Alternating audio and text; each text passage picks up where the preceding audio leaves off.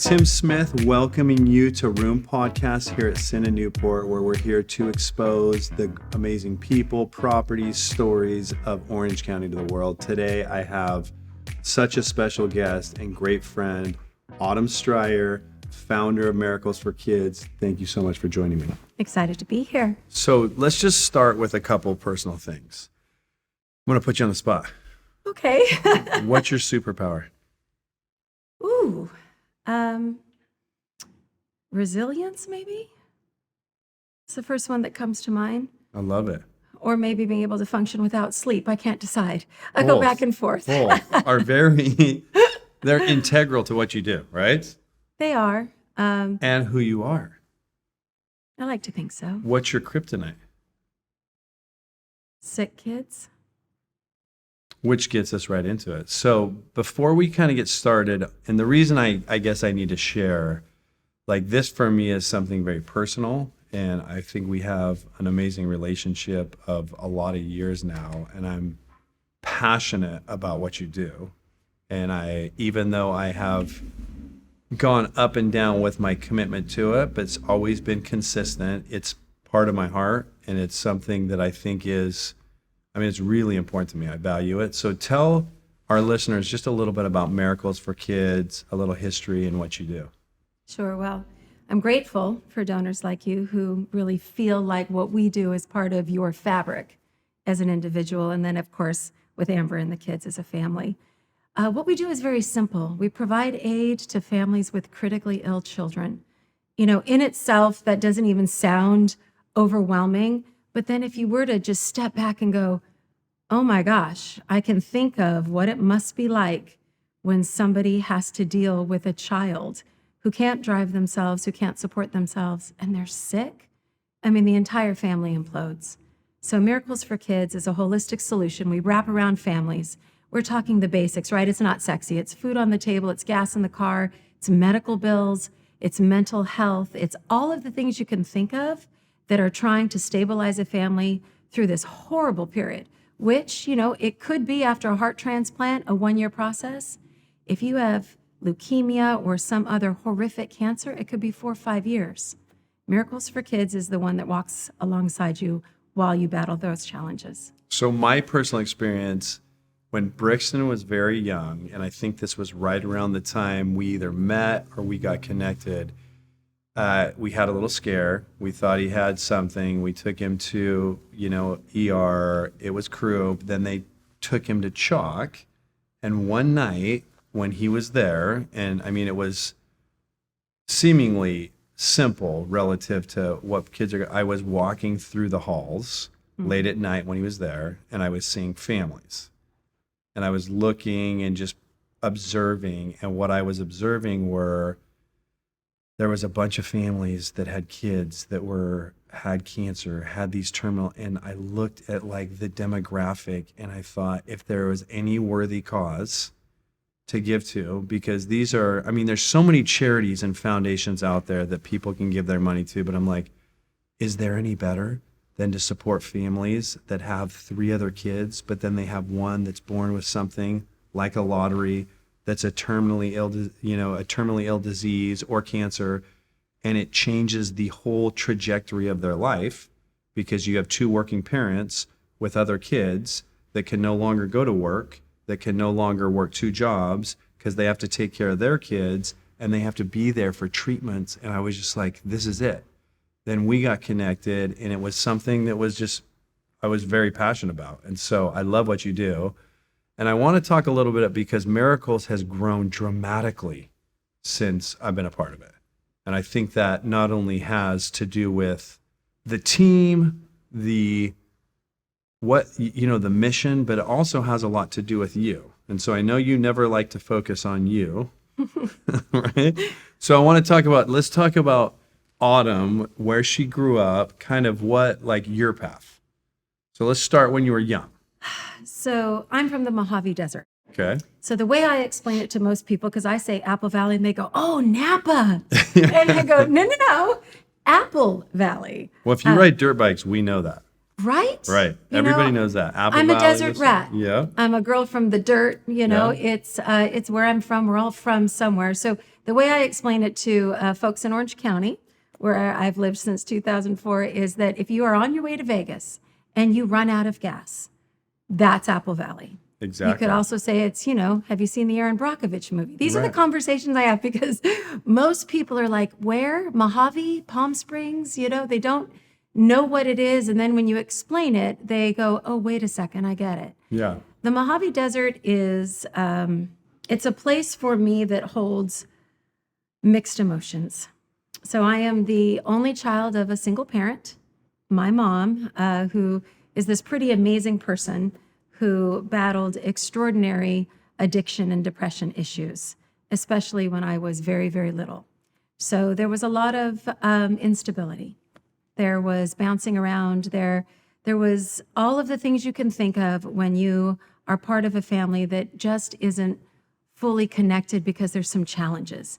And challenges happen to extraordinary people. And To everyone, though. to everyone. Right? And addiction is a disease, and depression is, and we know this going through COVID, is this thing that sits right outside your front door, and it can come in at any point if there's a little tiny opening. And we're talking a single parent, right? We're talking a young woman. She had me at 23 or 24 on her own, trying to make it. And then there's me, right? So the one wonderful thing, and the thing that probably saved my life, is that she had these parents, my grandma and grandpa, who, God rest their soul, most extraordinary people I've ever met. And when they needed to take me in, when they needed to be stability while my mom went through what she went through, they were there.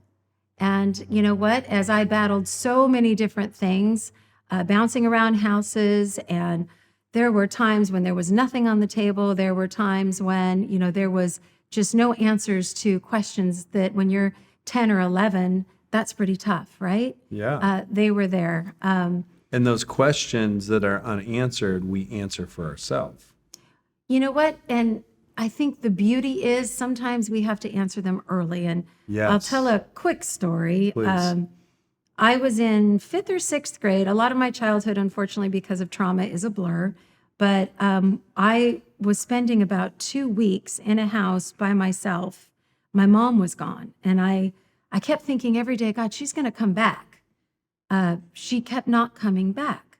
And my grandparents found me and moved me in. But I was getting up every day and I was doing my paper route. I was getting on the school bus. I was coming home. And, I'm like, God, eventually she's going to come back. She had been experiencing something and, going through what her challenges were. And so my grandparents took me in. And it's one of those moments that I always think of because we can all survive things. Sometimes we just don't know it. Even at 9 or 10, I survived. I figured it out, right? And I still stayed on my path. But it's a difficult thing to do, especially when you're young.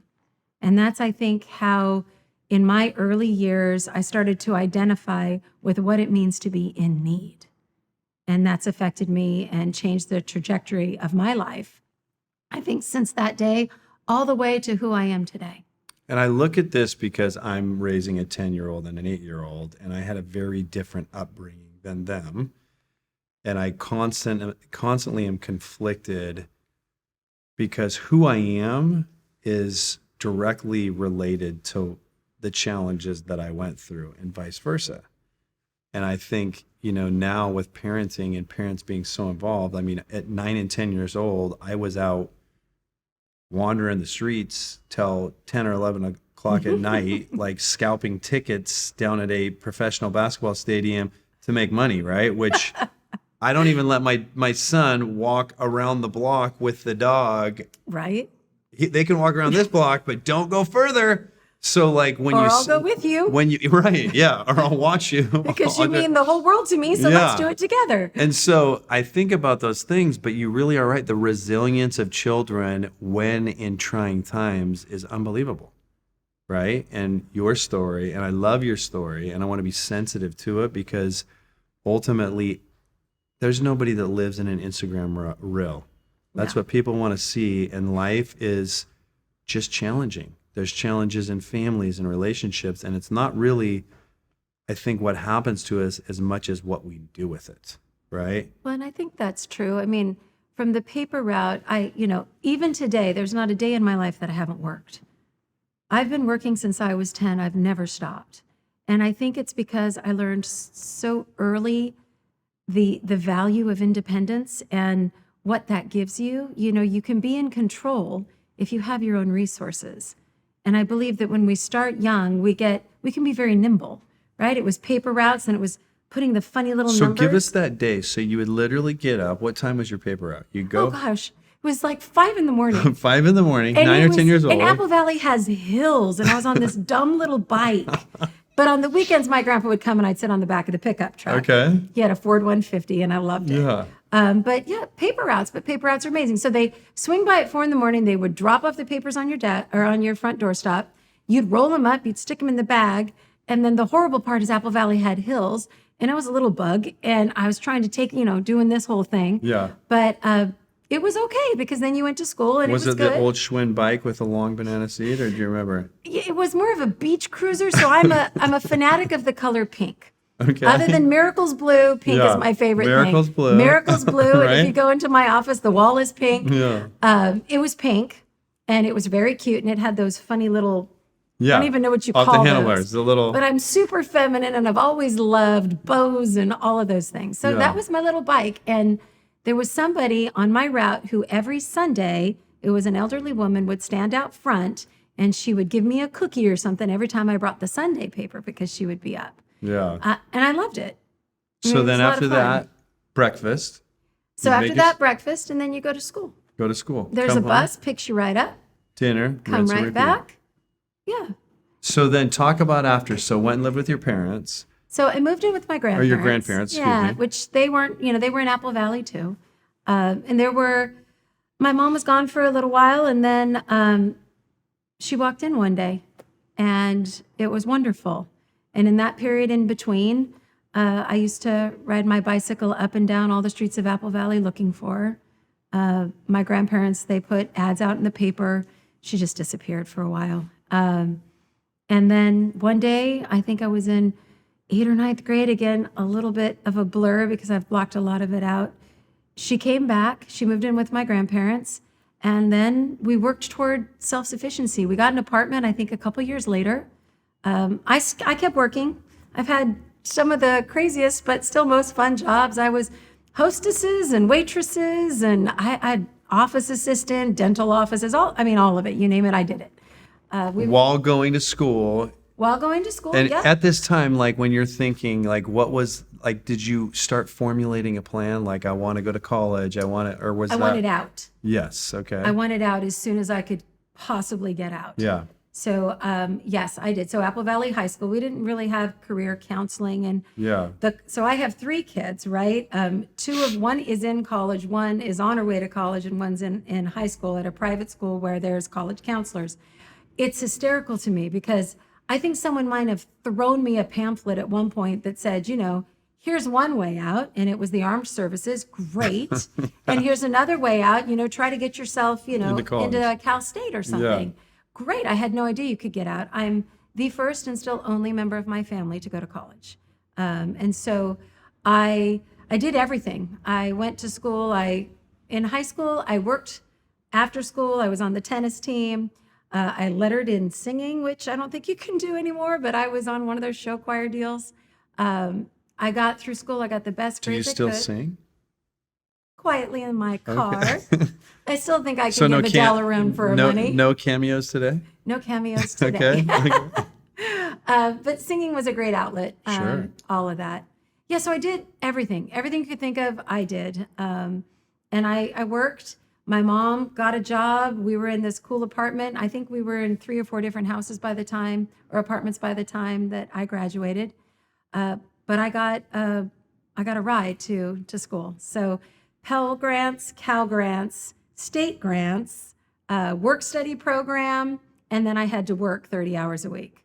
But I got that, and I went to the school that gave me the most financial aid, and it's still a blessing because I think today it's difficult, but I went to UC Santa Barbara. Okay. Yep. And how was that? Like when I you mean, got there, like stop it. I showed up. I'd never been there. Yes. I showed up and was like, I'll be damned, this thing's on the beach. Yes. I mean, I didn't grow up going to the But beach. the whole town, because I went there one time in high school to visit one of my older brother's friends, and Yeah.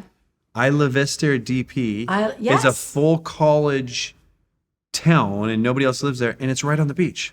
It's crazy. So Yeah. I lived in Isla Vista. I lived on Del Playa. Okay. I'm not a party girl myself, and Halloween is crazy Yeah. at UCSB. I think even still, even though I'm older now, people would come in from all over the state and fill this street that is oceanfront.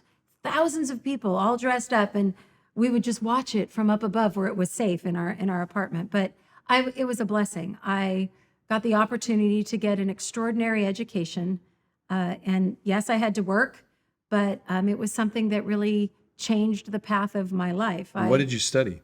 I'm a double major, political science and international relations. I have a minor in global peace and security. Okay, so studies. this is interesting because this has nothing to do with what you do. Yes and no. Well, I mean, it has everything to do with what you do, but it's not the career path that you were going on does not end you. I thought Yes. I would move to Africa and work for UNICEF. Okay. That was after I was going to be a reporter. Okay. So my first job at UC Santa Barbara, I was a reporter for the Daily Press. And my very first gig was to cover a girl who fell off an 8-story balcony drunk at a sorority party 1 month into my freshman year. And I went to this thing and I interviewed a bunch of really stupid, drunk idiots who were coming off of some crazy freshman week party who, when they saw a girl teetering, drunk on a balcony, fall over and die, were like, yeah, that's just too bad, man. You got to watch your alcohol intake. And I was the one interviewing them. And I thought, this is not worth my time. Yeah. This is not consequential. This isn't changing the world. Someone needs to tell this young woman's story, but I would much rather be digging deep into other things. So you just said changing the world. What was the first seed when you really thought, hey, I want to make a big change in the world? I don't know that it came that way. I don't know that I've ever still thought about it that way. But you did. You were very clear about like you wanted to do something. I wanted to be part of the conversation. Yeah. Okay. I've always wanted to be part of the conversation because I do believe that it is our job to contribute. Our thoughts, our work, our family, everything that we do changes those around us. I love policy. I don't love politics, but I love policy and always have. So at UC Santa Barbara, I got elected as a student rep. And I would travel up to San Francisco and do all of that with the Board of Regents who run the University of California. And I started to do a little bit more of that. Then I was a teaching assistant for the school in Model UN. I really enjoyed that. Yeah. That'd be cool. I started to just dip a toe in things. But I think the thing that probably changed everything was a work-study job that I got as a junior. I was working for the city manager of Carpinteria, which is this tiny town next to Montecito in Santa Barbara. And I was the assistant. And an assistant isn't supposed to be doing very much, but he was overworked, underpaid. And he's like, you know what? Why don't you start doing reports to city council? Here's the budget, figure out how it works. And then, hey, you want to go build a playground for me? He'd gotten some bonds from the state. And that was sort of the first time that I felt like I was really contributing to something. And the more I got into it, the more I liked it. The more I liked it, the more I realized that anybody who steps up and gets involved in something, they can change it. But you didn't have a playbook. He just basically said, here's the budget. Zero playbook. No, he was so overworked. I won't say his name, but he was this like 5'7", stocky, angry man. And he was all the time like, Autumn, where's Autumn? Where's that girl from the school?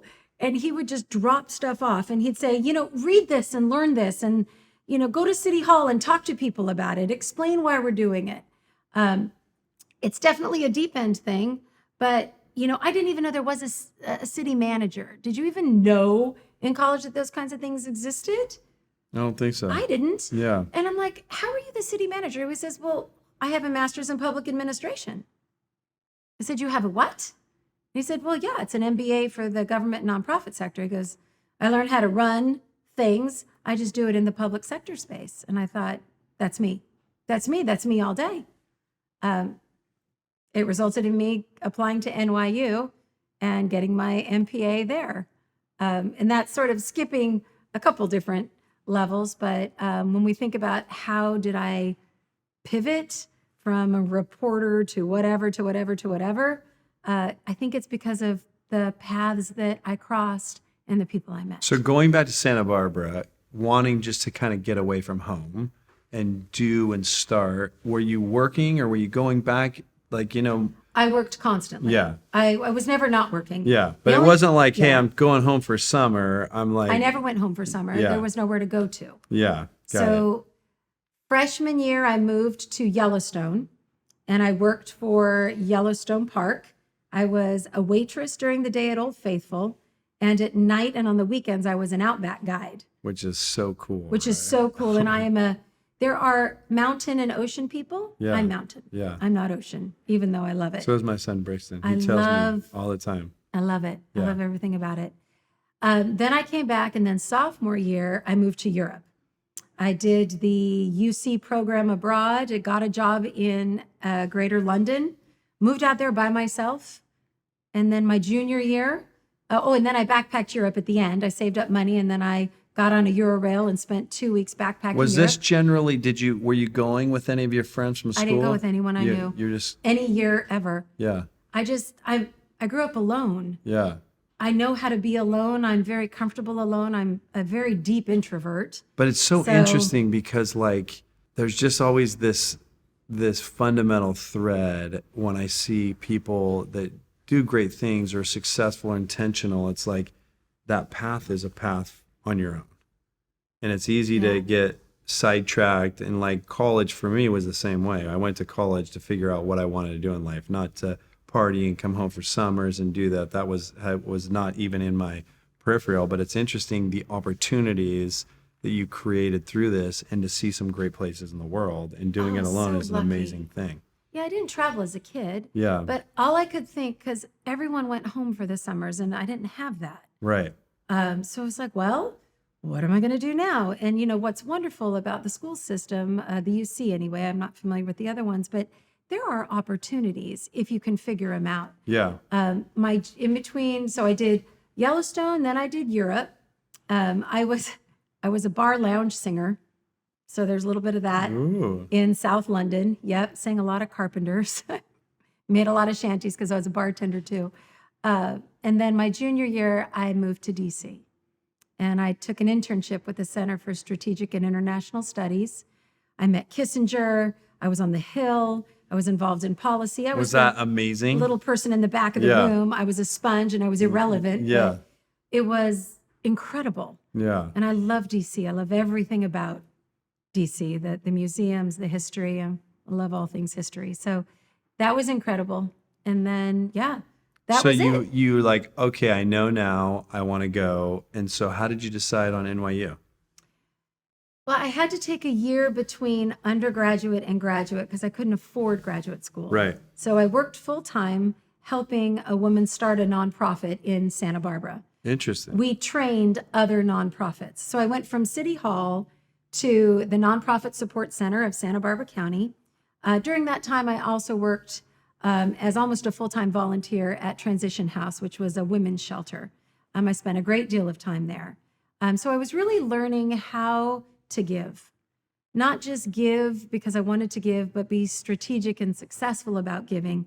Giving in itself is a vast job. Learning how to be effective in your giving, learning what someone needs requires active listening. You can't just give $1. If you really want to get into the world of giving, it's a full-time profession. Talk a little bit more about that, because you said something that I think could be easily skipped over. Giving, you have to be an active listener. Talk a little bit more about that. Our families are probably the ones that have taught me the most about active listening. Miracles, which I know we'll get to, but I started in 2004 with the younger brother of my 8th grade English teacher, which is probably an entire several hours on its own. He's an Right. incredible person. But it was give one check to 35 families once. And gosh, I hope it helps, right? That's a Band-Aid. It doesn't solve a problem. Yeah. In It just order- kind of kicks the can down the road. It's helpful, Yeah. but it doesn't give you a step up. Right. It does pay a bill, and when Yeah. you are struggling, that's extraordinary. But really to build miracles in a way that we serve 350 families every year. They're with us for several years. Their needs change almost monthly, right? If not annually. In order to figure out what my team needs, what our families need, it requires real active listening so that you can make sure that you don't miss something, because active listening is what creates the results, right? Oh my gosh, I just heard you say that what you really needed was some education so that you could get a job for when your child's in remission so that you could be stable. Well, I can build a program from So that. part of active listening is actually being available Yeah. in life, not only being available because, I have a sister that's an amazing human being. She finds opportunities to serve everywhere she goes, every day of the week, It's beautiful. because she's actually available. She's aware. She wants to do good along the path. But it's so easy in life to be distracted with this, and I have this, and I need that. So you have to be really available and not just always out for yourself, right? Be a selfless person, because I think that's part of Or- active listening. So I challenge you on that. Okay. Be selfish about what you want from your life. Right. Be selfish about giving as part of Yeah. your role as a human. Right.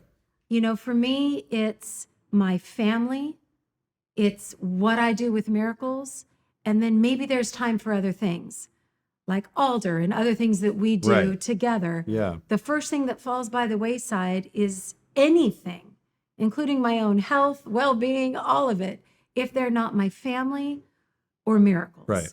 Because I'm selfish about what I get from that, which is extraordinary. And you know your values, when you're clear on your values, and Absolutely. right. So let's get to how we get to Miracles for Kids before we go too deep into Miracles Kids. So you end up working for a year, and then you go to NYU.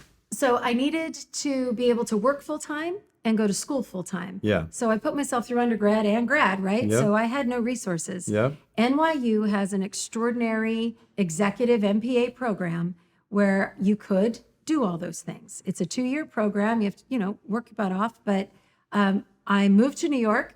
I didn't know a single person. I had $1 in my wallet. I showed up off a red eye, which was all I could afford. I moved into NYU housing.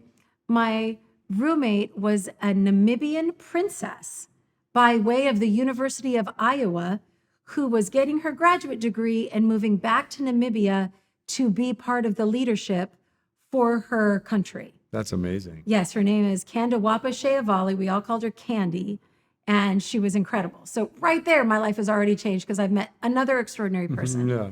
So I wandered around New York and I needed a job. My grandmother's best friend's sister, neighbor, something, was the #1 woman at Payne Weber at the time. And she introduced me to the, assistant something or other for Randy Mastro, who was a deputy mayor under Giuliani.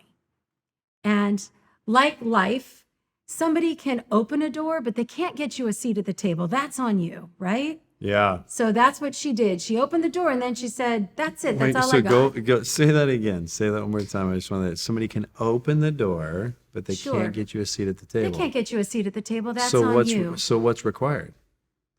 Grit, determination, intelligence, poise, grace, all of it. Yeah. And you probably have less than a minute to get invited Right. to sit down. Right.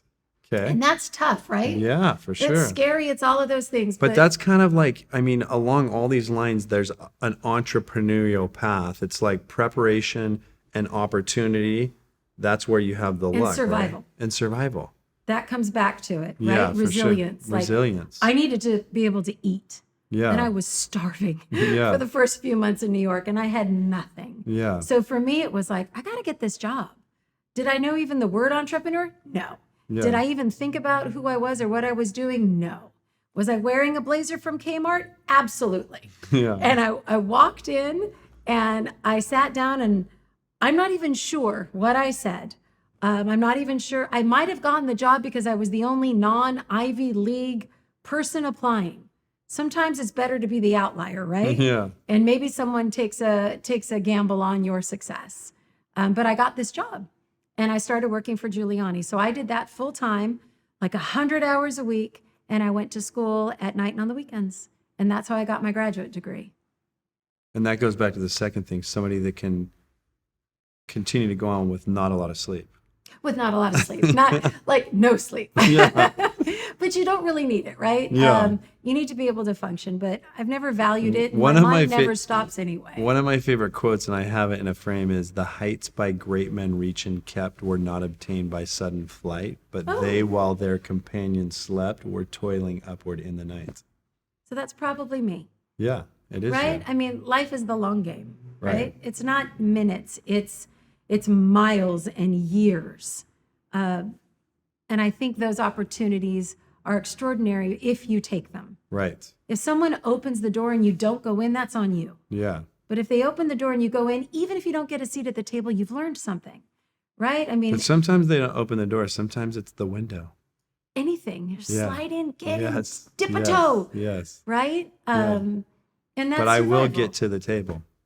Yes, and I Right. got to the table. Yeah. From there, I went to Wall Street. So, Which is shocking to me. which not so much. I mean, it would take hours to do the story, right? Yeah, But right. one of the things that so I love Excel spreadsheets. Yeah. I love numbers. So one of the things that I did for Giuliani was help with the Office of Management and Budget. And there was this extraordinary director whose name was Joe Loda. He ran OMB, and I worked with Joe to help Giuliani present his budget every year. I got to be the girl on stage with, New York One. Yeah. And my big job was moving, the charts that I had made. You were Vanna White. I was, but I Yeah. was what, 22? Yeah. I mean, anything to be in the room, right? I Yeah. didn't care what I was doing. I just Yeah. wanted to be in the room. But from there, because I had done well, worked so hard, when I graduated, Joe said, "All right, what do you need?" I said, "I need to pay off my student debt." We're talking six figures, right? Yeah. And he said, "Well, you should probably just, get a private sector job for a while." And so he introduced me to every major boss on the street. So this is, I don't even know what year this is. What is this? This is 1998, something like that. Yeah, 97, 98. Okay. So Wall Street's booming. Bear Stearns is still alive. Lehman is Yes. there. Morgan Stanley, UBS. I mean, they're all there. Yeah. I went and met with all of them. Yeah. And then I went to the more boring places, the McKinseys and things where, it was more consulting. And I ended up taking a job at Morgan Stanley in fixed income, helping governments and nonprofits structure debt. That was my deal with the devil. I told myself if I was helping governments and nonprofits, then clearly I must be changing the world in my own little tiny way. Yeah.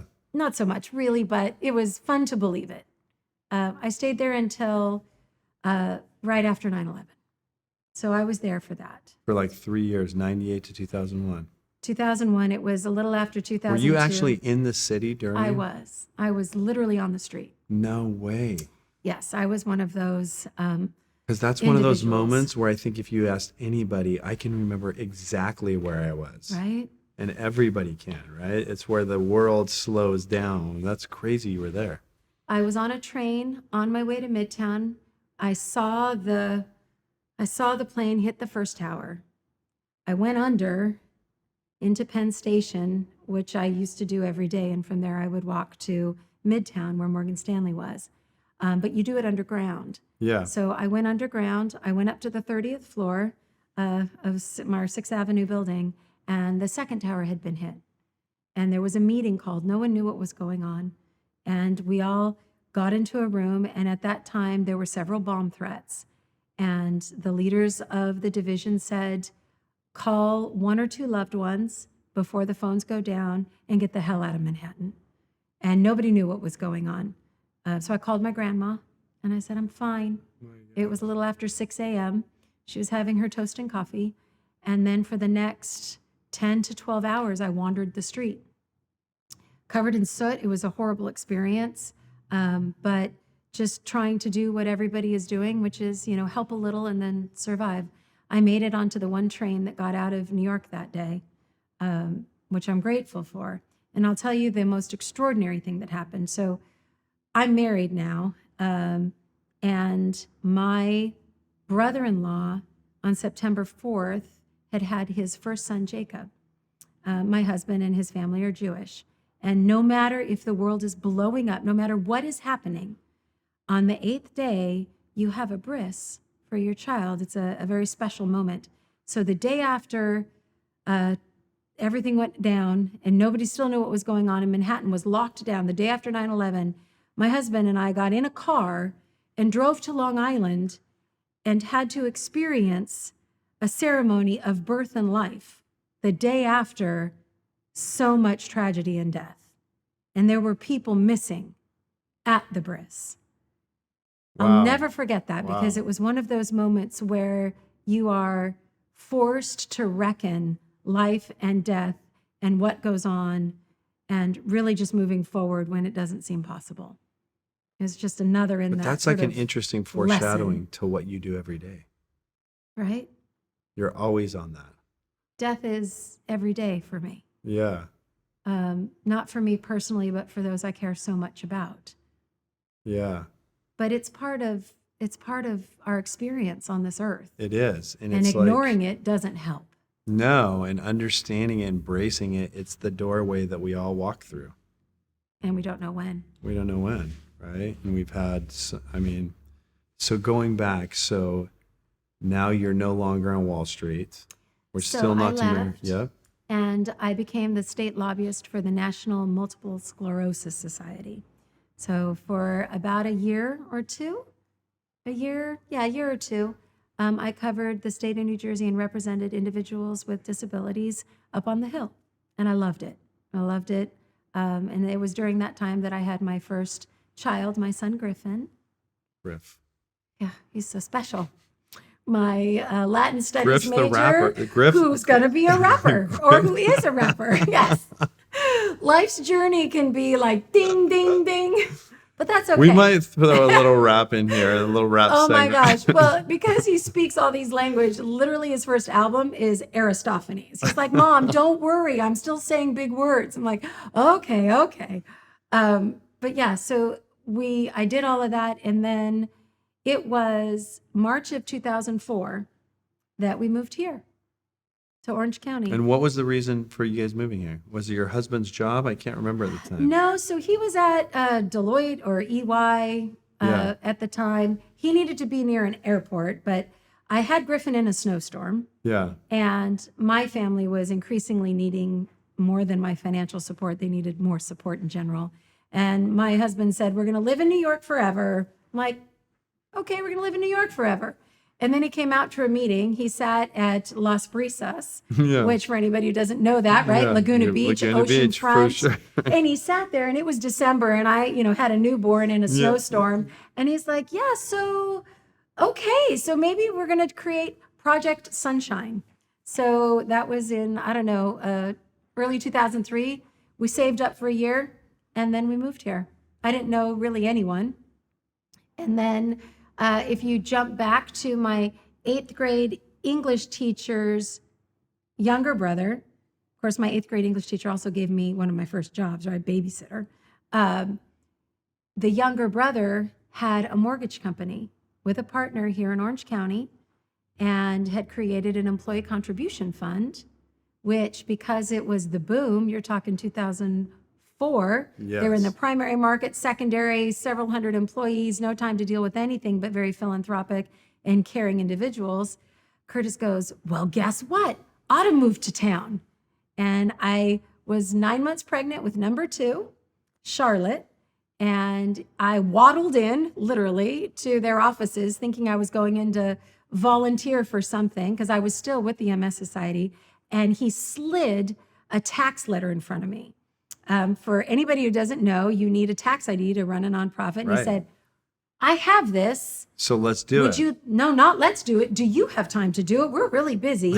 Would you like to just take it and do something with it? This kind of goes back to city manager. Here you go. Figure Here it you out. go. Figure it out. Common theme. You kind of just figure Maybe, things out. Yeah. Well, survival, Yeah. resilience, and all that stuff, but you don't know Don't it need at the time. No, definitely no sleep, right? A 2-year-old, 9 months pregnant. Yeah. And then I said, no, hell no, absolutely not. I have a full-time job doing this. I got a 2-year-old, a toddler. My husband travels 365. There's no way. And then I went home and I thought, that's the most ridiculous thing I've ever thought of. How do you say no to something that you can build your own? Yeah. It's literally BYO, Yeah. right? So I turned around and obviously then I said, great. How long did you think about it? One night? You're just like, Yeah, pretty really- much. Yeah. Yeah. And then, from there, it's the nitty gritty of how to build a business. So, Yeah. But how did you decide on what you decided on? Because that's when Miracles for Kids was founded. So Mortgage Miracles for Kids, they were the Breeze Fund. Yeah. They were an employee Yeah. contribution fund in 98. In 2001, they got that tax ID letter because they wanted their employees to get write-offs, and the company needed write-offs. So they called it Mortgage Miracles for Kids.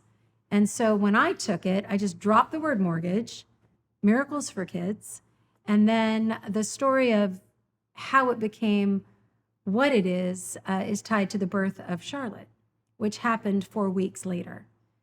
She was not supposed to survive. And she was supposed to be a stillborn. She had stopped growing in utero, and I became a patient at CHOC. And similar to when you were there with Brixton, I was in a room next to a family who didn't know how to go buy anything from the vending machine because they had been there for months and their son had leukemia. And I was sitting there thinking, that just can't be how this goes.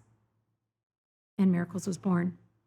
And it's a lot of people. It's not just me, right? It's a lot of incredible people through Curtis and his business partner and everyone in the community, David Heil, all of these connections that came shortly after that created the momentum that gave me the opportunities to build every program I've built, every program, every service, everything. I got to be the entire C-suite Yeah. because for a long time it was me just on a couch Yeah. with my laptop. And I got number 3 in there too. So I have my youngest, Camille.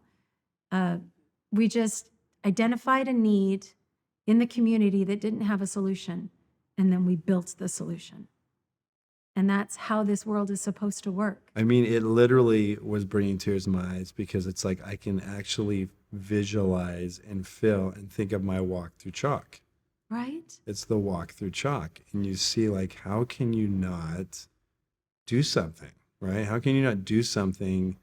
There's no more worthy cause. These are people that are, Well, and so tell me, so I don't remember exactly what year we met, but you had that experience. And then somehow I crossed your path and you leaned into Miracles. What made you do that? Was it that moment?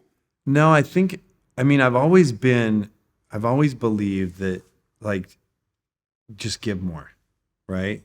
And it's just something that's like a value. And it's like, maybe it's selfish. The more I give, the more I get, right? Not just monetarily, but also just in your life, how you feel about yourself, how you feel about, and the thing is as we talk, I constantly think about like that Schindler's List and when they helped everybody and he's sitting there and he's like, if I would have sold my car, I could have saved more, right? There's always more.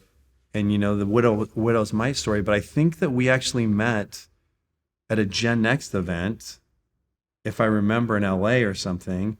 And Yes, we did. And I think That's that you right. told me, and I'm like, I'm into it. And then we got together after, and I don't know exactly what year that was, but it's like kind of like your path. Life doesn't happen to you, it happens for you. Right? And it keeps Doors on and windows. and it keeps on unfolding. And if you're not aware of your intention or your values, you're not going to see the opportunities. So fast forwarding, because I just want to, from when you started to today, give us some, I'm a numbers person too. I love spreadsheets. So There was 31,000 in the bank when Yeah. Curtis and Len said, here's this piece of paper. Do you want to go do something with it? We were able to give those grants to those 31 families, $1,000, right? Yeah. So that's 18 years, 10 months, and like 30 days or something. Yeah. As we closed 2022, we've raised $43 million. Wow. We've served over 2,100 families battling over 130 different illnesses and conditions. Say that again, the number of families? 2,100. 2,100. Now, if I'd given one check, it could be 50,000. Right. But that's not who we are, Right. and that's not what we do. Right. We stick with families for years. So we're quality, not quantity. But we started at Chalk, and we're now up the western side of California, all the way through the Bay Area. We serve 8 hospitals with their social workers who refer families to us. So we started with 31 families in 2005, and today we serve over 350 families. And again, it's over 130 different illnesses at first, but now it's illnesses and conditions, because we also now take on those who are dealing with heart transplant, liver transplant, kidney, other conditions that could be curable with a solution. One of the things that's integral to Miracles is that we are not a cancer charity. The thing that charities should do is contribute, not compete, right? Businesses are built to compete. Charities are should be built to contribute, right? To add to whatever the private community needs. When I was writing the mission for Miracles for Kids back in 2005, I looked around and I saw a strong Southern California community serving in a research capacity, but serving families who had children battling cancer. What I didn't see and couldn't find anywhere was who was serving the families who had children battling orphan diseases. An orphan disease is one of those rare diseases. It's, it hits less than 200,000 Americans a year is the standard definition. There's no cure, there's no organization supporting it, and most people can't even pronounce it. I said, well, we have to serve them as well. So when we wrote the mission, we provide aid to families with children of battling cancer and other illnesses is how we started, so that we could gather up everybody that needed help, because we needed to make sure that nobody was left behind. And this seems like an unquenchable need, because the more you help, and I've seen it firsthand, the more you become aware of that need help and assistance. I think there'll always be more demand than supply, especially because of who Miracles, serves. And there's only one of us, right? And I think that our job is to find those that we can help the most, those that are in extreme need, those that have a child who's ending life, those who are at risk for homelessness, those who are at a pivot point in their life where support will literally change the trajectory, those who we can bring into Miracle Manor and help them as they battle not only the illness, but bankruptcy, get new jobs, all of those things. Those are the individuals that we try to help. Now, do we have wait lists at every single hospital for somebody that can't put food on the table? All day long. And I think we always will. But like everything else in this world, there are finite resources. Right. So we have to find that balance, and I'll never find it, right? I go to sleep every night thinking, God, what's going to happen if I can't sign those checks every month to get to those families to make sure they can put food on the table? But that's the burden I carry willingly. With a little grit and perseverance and wonderful community members, hopefully I can continue to walk forward. So you mentioned Miracle Manor, and there's a soft spot in my heart, right? For a lot of things, but we were having lunch, I don't remember what year. And 20, well, we've had lunch a few times, but 2013. And you were talking, November. Walk me through that, because this speaks to you starting with a check here to what to do with the city manager. You were talking about. I think I was complaining. Yeah. So it was December. I had just spent a night at the Armory standing in line for a mom who had a child who had an IV pole, and she was homeless. She'd been kicked out of her unit and she couldn't find a bed anywhere. And I stood in line at the Armory trying to find her a bed, and the insurance, et cetera, they wouldn't take her. And I started looking around and I thought, this is ridiculous. we have a unique demographic that needs assistance. We need to find a place for people to live. And I was probably lamenting, like, oh, I'd looked everywhere, I couldn't find anything. And you do this thing, and we've done it for years, where you look around, you find something to write on. I think we're at Gulfstream. We're at Gulfstream. We're right on the and table. You put it on the table. You're like, oh, do you have a pen? And we start writing down the goals. And I think you gave me a challenge that year. And I don't remember exactly what you were it was. talking about, I'm like, well, why don't you, I said, well, why don't we find somebody or find a place you can go by, and you have a place there. Yeah. And you were like, and that was already in the seeds of your thoughts. We weren't the size that we are now. 2013, 2014, I couldn't even tell you, but what I had money for was putting food on the table. What I didn't have money for was a $3 million building somewhere. And so I said to you, I remember at the end, I'm like, when are you going to have it? Like, give me a date that you're going to have it. And I don't remember exactly the date, but I think I said October, because I've had a lot of experiences in my life where I've had these dreams and vision. And if I don't put a date to it, it's just a dream. So it was 2014, because it was Christmas Eve of 2014 that I signed the papers and purchased Miracle Manor. And I remember when you sent me a text, it was all done. Yeah, it was before the date. But the thing I love about that is when you put something out there anytime in the world and you actually have a challenge and a date, people show up. And what happened? Who showed up? Right? And sometimes someone like me, who's knee deep in trying to solve problems, I need somebody to smack me and go, what do you mean you can't? Of course you can. Stop being so ridiculous. Just go get it done. And I'm grateful for those people in my life who, when they cross my path, they go, really? Like, give me a break. Go get it done. And then I remind myself, I have no limits.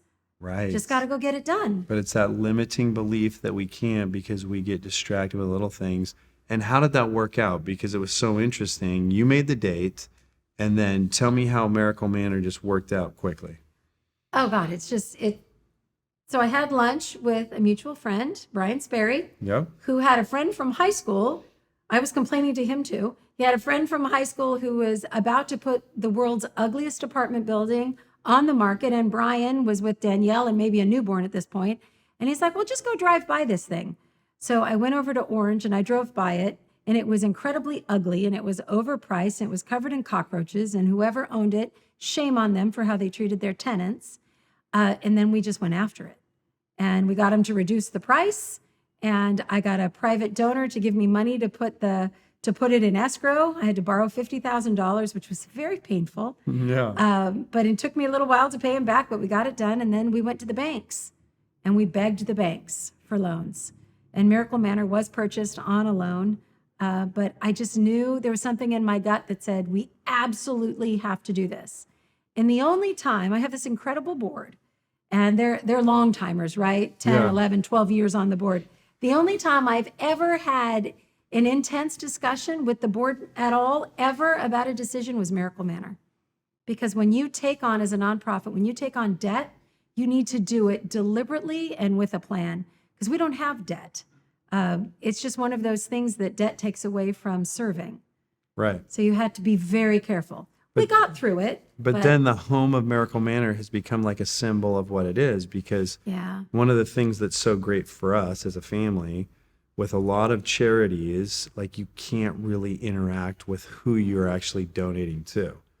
And so it's become this thing, and I've been there on multiple occasions when I've been with families or patients and with having these amazing experiences, whatever they are, knowing that I probably won't see that person again, which happens all the time. We have 12 families that live at Miracle Manor. On any given day, 78 individuals. It's one of our core 5 programs. So we house, we heal, we feed and clothe, we do mental wellness. Miracle Manor is the housing portion, but what's unique about it is all of our other programs wrap around those families. So what you experience when you come to decorate for the holidays, or you deliver food and clothing through our baskets program, is you get to have that one-on-one interaction with the family. It's something that we have found to be so integral to the success of the organization that every single one of our programs, you can interact with families. In fact, you have to, Right. All of our delivery programs, Miracle Manor, everything we do, including our fundraisers, we bring families. I had a meeting today with a donor. We invited families because we're a conduit to someone else's story, right? And if you don't get to connect with their story, how can you want to give your heart fully to Yeah. something? So I think it's incredibly important. And because I know you love Miracle Manor so much, I know it works. Yeah. So let's just kind of in closing up, what does the next 5 years look like? What is your vision for Miracles for Kids over the next 5 years? We need to really focus on stability for our families. So we've perfected how to care. Perfected's not the right word because you can always get better. We know through active listening what our families need. We've spent 18 years becoming solid at that wraparound service. What we've launched now in early 2023 are stability programs. We have a Pillars program that focuses now, it's in pilot, and we're lining up all of our partners, but we're focused on financial literacy, jobs, and education. Those three things, as you are transitioning out of this crisis in your life with a critically ill child, as that child becomes more stable, if that child passes on, you still have to become a contributing member of society, right? We don't want to leave you less than you had to begin with. Yeah. And so all of my focus now is on stabilizing families and then helping them to step up when they leave. So Yeah. we are Preparing lining up all of them. that. Yeah. Absolutely. Walking alongside them, knowing it's a long road. But we have 19 individuals right now in the process of getting jobs with one of our partners. We just finished 5 different conversations with education, supporters, colleges, et cetera, willing to step up and help our families get what they need so they can get jobs.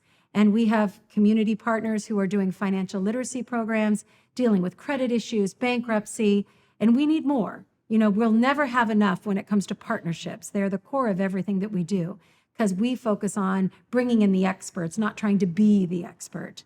But if we can take these families and we can help them through this period of time, and then we can help them to become more stable on their way out, they're going to not only turn around and help someone else, but they are going to be an example of success that'll change the trajectory of their family. And that's critical if you want to have long-term success as an organization. And personally, as a human, that's obviously what I want for anyone that I'm in contact with. So if I'm listening right now, what can I do? How can I help? So the best part about meeting someone new is that I don't know the answer to that. Okay. Because I don't know what your special Yeah. gifts are, your skills, your Yeah. contacts, what you can leverage. So if somebody is listening and they're like, you know what, I want to help families with critically ill children, I just don't know how. My answer to everything is call me, email me, text me. Because Okay, so where can that's people what I want find to you? do. They can call me, so they can call the Miracles for Kids office, Okay. And the number is? 714-730-3040. Okay. They can go on to miraclesforkids.org and shoot an email. They can email me at astrier@miraclesforkids.org. And if they know you, they can get my cell phone and they can text. I am so excited for what I don't know is coming next from the people I haven't yet met. But I do believe incredibly in the power of partnerships and collaborations. And I think there's a great opportunity to serve so many more just by getting together. Any upcoming events that we should talk about? We have the Stars and Stripes tournament, which is down in Cabo San Lucas. That's at the end of June. That's June 22nd through the 24th. And then we have our big annual gala, which is the Night of Miracles. This year, it's Marvelous Miracles. We are leaning into Marvel and all things heroic. And we do that at the Monarch Beach Resort in Dana Point. So we welcome everyone to all of our events. And then we have programs on a monthly basis. We deliver to families every month. We have surf and paddle camps all summer. We have events every week at Miracle Manor all summer for the families. There's tutoring, there's movie nights, there's social skills classes. I mean, there's just so much. But the easiest way to get that calendar and get all those opportunities to sign up on our volunteer hub is just to reach out. So in ending, first of all, thank you so much for coming. Like, I have thoroughly you. enjoyed this, and I love to hear your story every time. And every time I hear different facets, but what I continue to hear is the resilience, your grit, We thank you for it because without it, it wouldn't be helping these families and bringing a community to support you.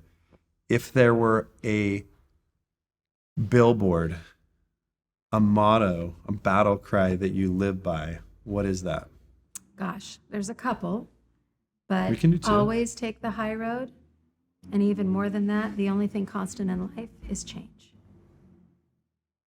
And I'll add mine because I think that this is touch every life you can and leave them sublimely better by that touch. And this is an opportunity for all my listeners to have an opportunity, an invitation to call, reach out, and really look at what Miracles is, because it will be life-changing for you as it has been for me. So thanks so much for joining us. Thank you for having me. Thanks for listening to our podcast room. If you've enjoyed this episode and you'd like to help support us, please share your favorite episodes with others or leave a rating and review. To catch all the latest from your host, Tim Smith, you can follow me on Instagram at Tim Smith Real Estate. That's all from me. See you next time. Thanks for listening to Room, presented by the Smith Group. This episode was hosted by Tim Smith and produced by Michelle Akers. Chris Stacy is our studio director. Editing by Jake Austin. Special thanks to Pacific Staging and Sandy Newport.